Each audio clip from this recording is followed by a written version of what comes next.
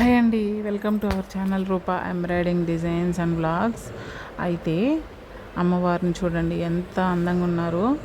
ఈరోజు మేము విజయవాడ వెళ్తున్నాము అని చెప్పాము కదా, దాని గురించి ఒక వీడియో చేస్తానని.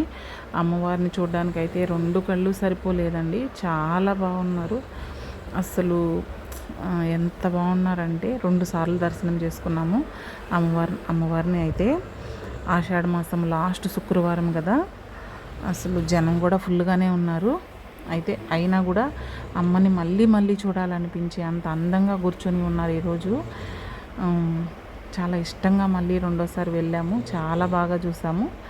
అయితే అమ్మవారిని విజయవాడ కనకదుర్గమ్మ టెంపుల్కి ఎలా వెళ్ళాలి ఏంటి, విజయవాడ రైల్వే స్టేషన్లో దిగాక అనేది చెప్తానని చెప్పాను కదా. అయితే నాకు కొంచెం వీడియో మిస్ అయ్యింది. అయితే క్లారిటీగా అయితే చెప్పేదానికి ట్రై చేస్తాను, ఎవరు స్కిప్ చేయకుండా చూడండి. చెప్తాను.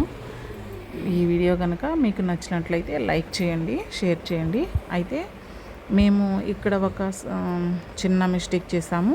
రైల్వే స్టేషను ఫ్రంట్ వైపు రావాలండి. 1-2 ప్లాట్ఫామ్ ఉంటుంది కదా, 1-2 ప్లాట్ఫామ్ పక్కకు వచ్చి ఫ్రంట్ వైపు అంటారు అది. అక్కడ కానీ దిగితే ఆటో ఎక్కామంటే డైరెక్ట్ గుడి దగ్గరికి, అంటే లిఫ్ట్ దగ్గరికి దింపుద్ది. కొంచెం చెప్పుల స్టాండు, లగేజ్ స్టాండ్ పెట్టుకున్న దగ్గర పక్కనే లడ్డు కౌంటరు అన్నీ ఉంటాయి. అక్కడ కానైతే మనకి లిఫ్ట్ ఉంటుంది.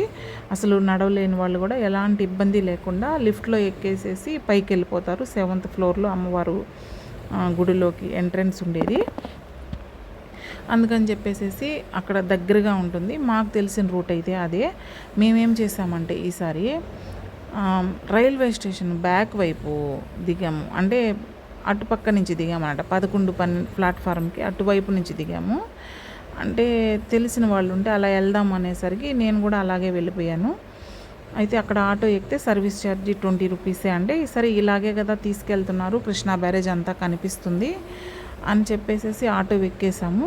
అక్కడికి తీసుకెళ్ళాక కృష్ణా బ్యారేజ్ పక్కన ఆపేసేసి, ఇక్కడ నుంచి ఫ్రీ బస్సులు వెళ్తాయమ్మా, ఫ్రీ బస్సుల్లో ఎక్కేసేయండి, మీరు డైరెక్ట్గా గుడి దగ్గర దిగేస్తారు అని చెప్పారు.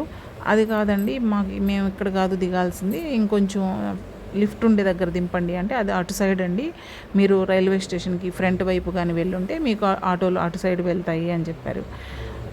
ఆటో వాళ్ళు కూడా చాలా కొంచెం జాగ్రత్తగా వెళ్ళాలండి, ఆటో వాళ్ళతో కూడా.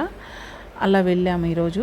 అయితే ఏం పర్వాలేదండి, కొంచెం నడిచినా కూడా అన్నీ బాగా జరిగాయి. దర్శనం కానీ హ్యాపీగా అనిపించింది. ఈ కృష్ణా బ్యారేజ్ అదంతా వీడియో తీసుకుంటూ వెళ్ళాను. అటు చూడండి, కృష్ణా బ్యారేజ్లో వాటరు మంచినీళ్ళుగా ఆ కాలువ పారుతుందంట. అంటే ఒక సైడ్ నుంచి మంచినీళ్ళ కోసం వదులుతారంట, ఇవి ప్యూరిఫైడ్ చేసి టౌన్లోకి వాటర్ తాగేదానికి అంతా వదులుతారు. ఆ దిగువకు వదిలే వాటర్ అంతా సముద్రంలో కలుస్తాయంట. అలా వెళ్ళాము కొండపైకి. అయితే ఈరోజు ఆషాఢ మాసం కదా, ఆషాఢ మాసం లాస్ట్ శుక్రవారం కావడంతో జనాలు ఎక్కువగానే ఉన్నారు కాస్త.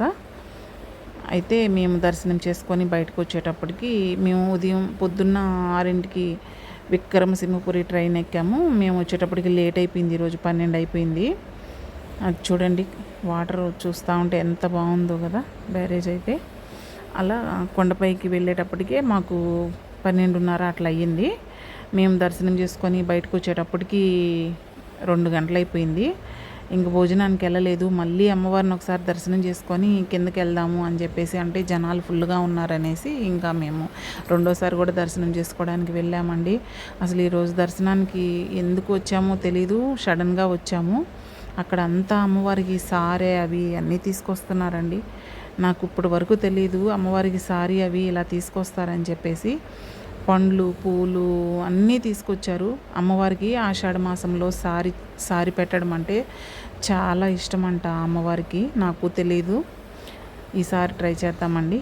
అమ్మవారికి చీర, బ్లౌజు, అంటే గాజులు, అన్ని పండ్లు, అన్ని రకాల పండ్లు, స్వీట్స్ చాలా బాగా అనిపించింది. చాలామంది తాంబాళాల్లో, అంటే తట్టలు ఉంటాయి కదా, అలాంటి వాటిల్లో పెట్టుకొని నెత్తి మీద పెట్టుకొని అమ్మవారికి తెస్తుంటే ఎంత భక్తిగా తెస్తున్నారో అండి. అసలు అవన్నీ చూస్తుంటే నేను ఫోన్ ఎత్తుకెళ్ళలేదు, కొంతమంది ఎత్తుకెళ్ళున్నారు.